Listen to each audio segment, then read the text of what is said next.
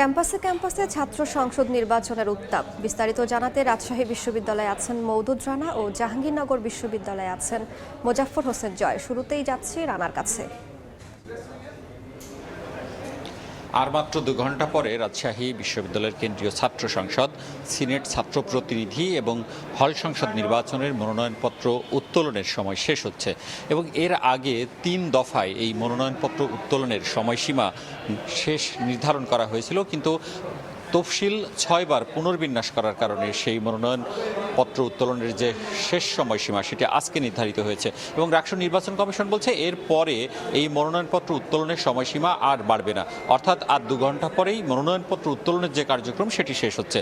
আমরা সকাল থেকে যেটি দেখেছি, যারা নবীন শিক্ষার্থীরা রয়েছেন তারা উৎসবমুখর পরিবেশে এখানে মনোনয়নপত্র নিতে এসেছেন, তারা তাদের সমর্থকদের সাথে করে নিয়ে এসেছেন এবং একটি আনন্দদায়ক পরিবেশ সৃষ্টি করে তারা এখান থেকে তার সমর্থকদের সাথে করে মনোনয়নপত্র নিয়ে গেছেন।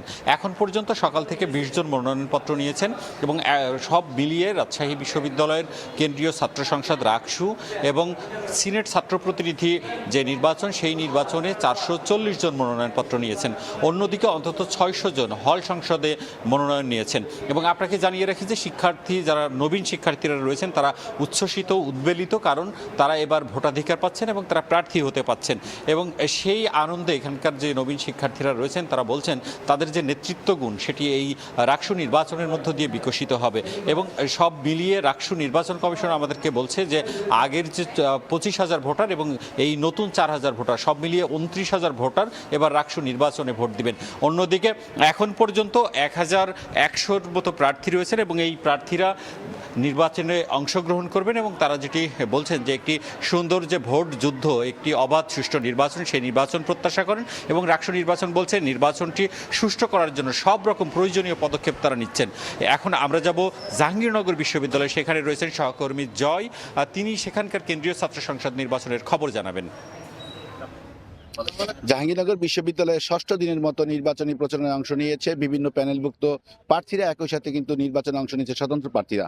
জাহাঙ্গীরনগর বিশ্ববিদ্যালয়ে তীব্র রোদ উপেক্ষা করেই আনাচে কানাচে বিভিন্ন অলিতে গলিতে বিভিন্ন ক্যাফেটেরিয়া সহ হলগুলোতে চষে বেড়াচ্ছে প্রার্থীরা। তারা বলছেন যে নির্বাচনী প্রচারণার এই অংশ হিসেবে হাতে রয়েছে আর মাত্র 3 দিন সময়, অর্থাৎ 9 তারিখ থেকে নির্বাচনী প্রচারণা বন্ধ হয়ে যাবে, 11 তারিখে নির্বাচন অনুষ্ঠিত হবে। সেই উপলক্ষে কিন্তু তারা ফুরসত পাচ্ছেন না, নির্বাচন প্রচারণা চালাতে ব্যস্ত সময় পার করছেন। তাই তারা বলছেন যে তারা এখনো পর্যন্ত সম্পূর্ণ কাভার করতে পারেনি, প্রায় 60%, অর্থাৎ 60% ভোটারদের কাছে তারা যেতে পেরেছে এবং অনেক অংশেই তারা মনে করছেন যে নির্বাচনের প্রচারণার যে বিধি, সেই বিধি তাদের এই প্রতিবন্ধকতা সৃষ্টি করতে বাধ্য করেছে।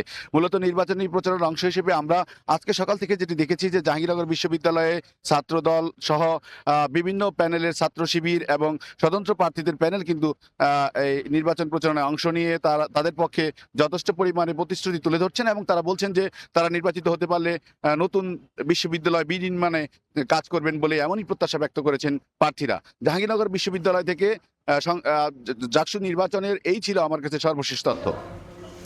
এতক্ষণ সরাসরি যুক্ত ছিলাম জাহাঙ্গীরনগর ও রাজশাহী বিশ্ববিদ্যালয়ের